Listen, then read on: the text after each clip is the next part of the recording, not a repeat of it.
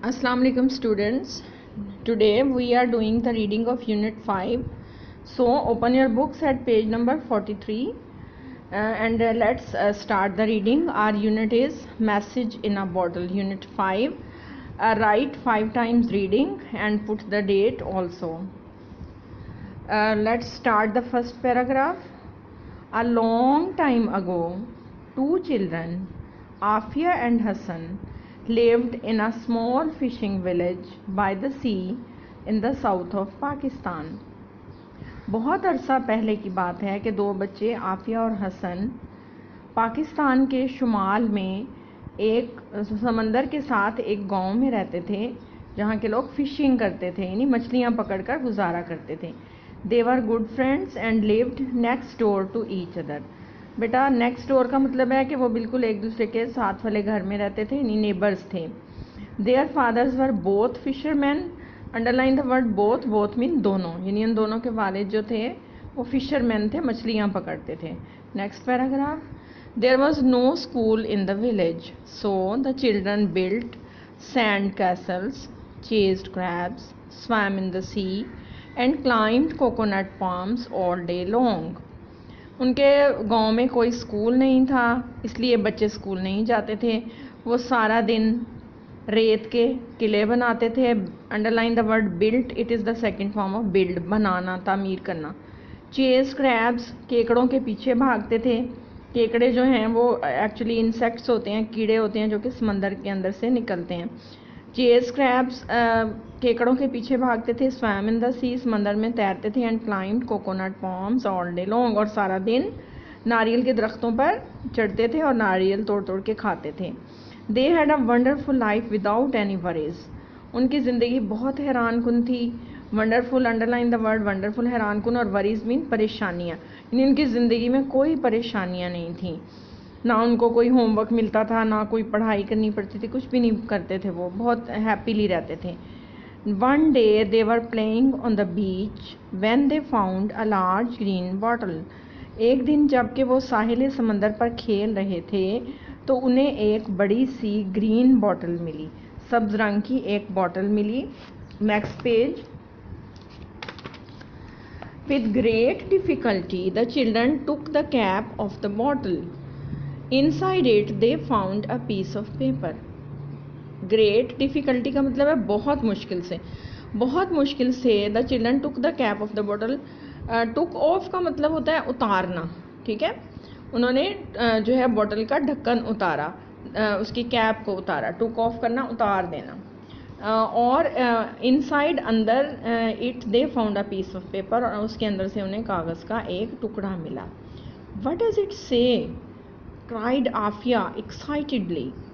ये क्या कहता है, आफिया ने पुरजोश होकर पूछा, यानी वो बड़ी एक्साइटेड हो रही थी कि इसमें क्या है. I don't know, replied Hasan. There is some writing on it but we can't read. उसने कहा मुझे नहीं पता, इस पे कुछ लिखा हुआ है. हसन ने जवाब दिया, लेकिन हम पढ़ नहीं सकते. The children wondered. Underline the word wondered. गौर किया, सोचा. व्हाट टू डू, क्या करें. Old Babu the shopkeeper in the village could read. गांव में एक दुकान वाला था, उसका नाम ओल्ड बाबू था. वो पढ़ सकता था, सिर्फ वही एजुकेटेड बंदा था पूरे उनके विलेज में. He would be able to tell them what it said. वो इस काबिल था कि उन्हें बता सके कि इसमें क्या लिखा है. They decided to go to him. उन्होंने उसके पास जाने का फैसला किया. They scampered along to the shop. वो भागते हुए दुकान की तरफ आए. With the bottle and the paper, ठीक है, बॉटल और पेपर को लेकर. Look Babu, cried the children excitedly. Babu देखें, बच्चे बहुत जोश से चीखे. Look what we discovered on the beach. देखें हमने साहिल पर क्या चीज़ दरियाफ्त की है. Old Babu took the paper from the children. He put on his glasses. Underline the word put on. Put on mean पहनना, पुट ऑफ मीन उतारना, और पुट ऑन पहनना. He put on his glasses and started to read. उसने अपनी ऐनक लगाई, ऐनक पहनी और पढ़ना शुरू कर दिया. क्या लिखा हुआ था पेपर के ऊपर, वो एक लेटर था और उसके ऊपर इस तरह से लिखा हुआ था, इफ़ यू गेट दिस, अगर तुम्हें ये मिले. सेड ओल्ड बाबू. ओल्ड बाबू ने कहा, रीडिंग फ्रॉम द पेपर, कागज़ से पढ़ते हुए, प्लीज़ राइट टू मी, तो मेहरबानी से मुझे इसका जवाब लिखना। I am David and I live in a small fishing village in New Zealand, here is my address. लिखने वाला एक बॉय था और वो भी उतना ही बड़ा था जितना कि ये दोनों बच्चे थे। उसने कहा था कि मैं डेविड हूँ, मेरा नाम डेविड है और मैं न्यूजीलैंड के एक छोटे से फिशिंग विलेज में रहता हूँ। बेटा न्यूजीलैंड भी एक कंट्री है, जैसे पाकिस्तान हमारा कंट्री है। और उसने कहा था हियर इज़ माई एड्रेस, और ये मेरा घर का पता है, एड्रेस है। Old babu pointed, underline the word pointed, इशारा किया। ओल्ड बाबू ने इशारा किया to the address on the paper, कागज़ पर लिखे हुए घर के पते की तरफ। Here is the boy's address, ये उस लड़के का पता है, उसका एड्रेस है। He said this bottle has come all the way from New Zealand. Underline the word all the way. बेटा ऑल द वे का एक मीनिंग तो ये है कि मुकम्मल रास्ता तय करके। उन्होंने कहा कि ये बोतल जो है वो मुकम्मल रास्ता तय करके न्यूजीलैंड से आई है। और एक और मतलब भी होता है कि ये अपनी मंजिल पर पहुंची है न्यूजीलैंड से। ठीक है, ऑल द वे के दोनों मीनिंग हो सकते हैं। It is a country far far away, ये एक मुल्क है बहुत बहुत दूर। Over the deep blue sea, नीले गहरे समंदर के ऊपर। You must write to David, he must be a small child just like you, tell him that you found his message. Old बाबू ने उनसे कहा कि तुम्हें ज़रूर डेविड को लिखना चाहिए, वो भी तुम्हारी तरह एक छोटा बच्चा होगा, और उसे बताओ कि तुम्हें उसका मैसेज मिल गया है।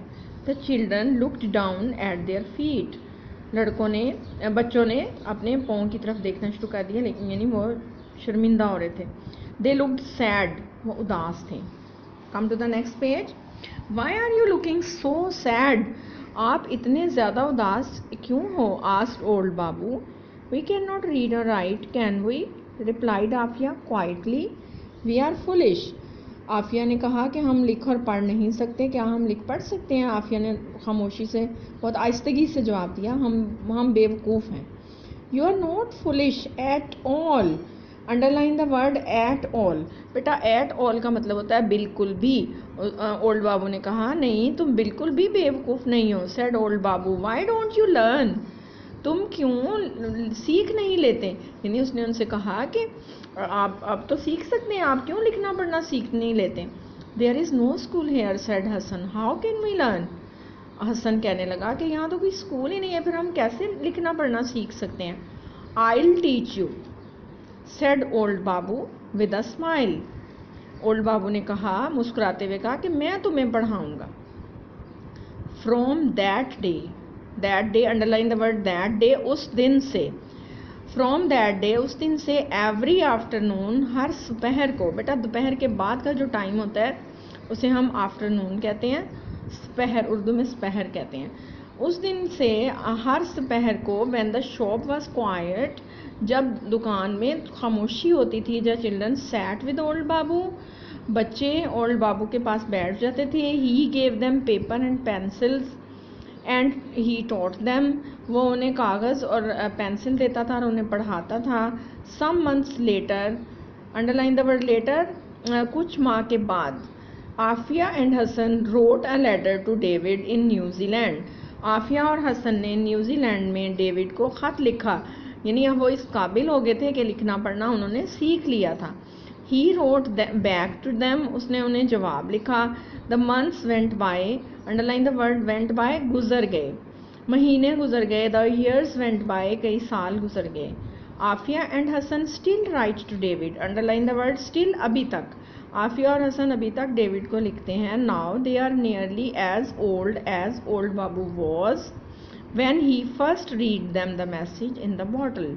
अब वो तकरीबन उतने बूढ़े हो चुके हैं जितना कि ओल्ड बाबू उस वक्त था जब उसने बॉटल का मैसेज उन्हें पढ़कर सुनाया था।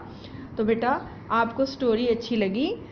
आप देखें, इस स्टोरी से हमें ये मॉरल लेसन मिलता है कि हमें एजुकेशन ज़रूर लेनी चाहिए, हमें पूरी ज़िंदगी पढ़ते रहना चाहिए। बिकॉज़ नॉलेज जो है, एजुकेशन बहुत ही अच्छी चीज़ है। और जैसा कि आप कितने लकी बच्चे हैं कि आप अच्छे स्कूल में पढ़ रहे हैं, अच्छी बुक्स पढ़ रहे हैं, और आप जो है इंशाल्लाह बहुत बड़े आदमी बनेंगे।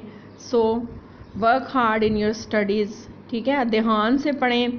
अगरचे आप स्कूल नहीं आ रहे, आपके स्कूल लॉकडाउन की वजह से बंद हैं, लेकिन फिर भी हम आपके लिए मेहनत कर रहे हैं, टीचर्स कर रही हैं मेहनत, आपके पेरेंट्स कर रहे हैं, तो बेटा आपने ख़ुद भी टाइम वेस्ट नहीं करना और इन हॉलीडेज़ को अच्छी तरह से यूटिलाइज़ करना है और अपनी रीडिंग पे फोकस करना है, अपनी डिक्टेशन की लर्निंग पे, राइटिंग पे, हर चीज़ पे आपने फोकस करना है, because you are very intelligent students. Okay, see you soon. Allah Hafiz.